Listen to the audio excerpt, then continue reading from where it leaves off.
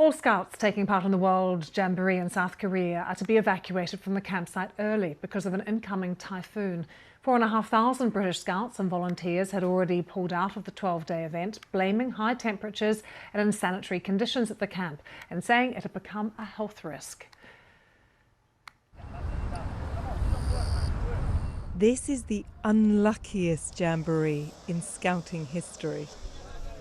First came floods, then a heatwave, and now a typhoon.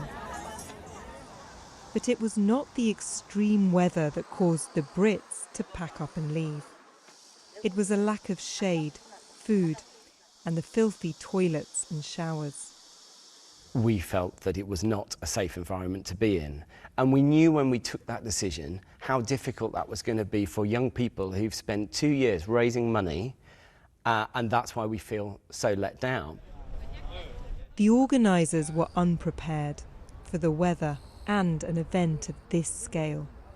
I think for the next Jamboree, I think some questions need to be asked about making sure that the location is right and safe, the weather is right and safe, the season is right and safe, and that all of the preparedness is done well in advance.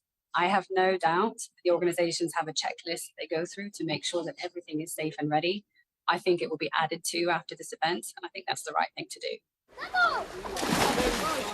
The World Scout body has been pushing the organisers to close this site for days. Finally, they've decided it won't withstand the winds. 35,000 teenagers are being moved to schools and sports halls. Activities are being rearranged. But for the Brits who left early, it's cost them well over £1 million. Participants are not going to pay more. They're not going to pay more. They've already fundraised enough. So who is paying for it? It will come out of our reserves. You know, we had commitments to those reserves. That will, of course, mean that we can't now do things that we wanted to do over the next 3 to 5 years. The UK wants an inquiry into what went wrong.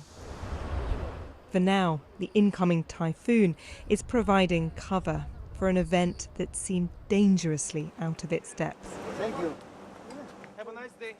We can take you now live to Jean McKenzie, who joins us from Seoul. So Jean, for the Scouts, obviously unsettling and really disappointing what's happened, but what are the other impacts on them?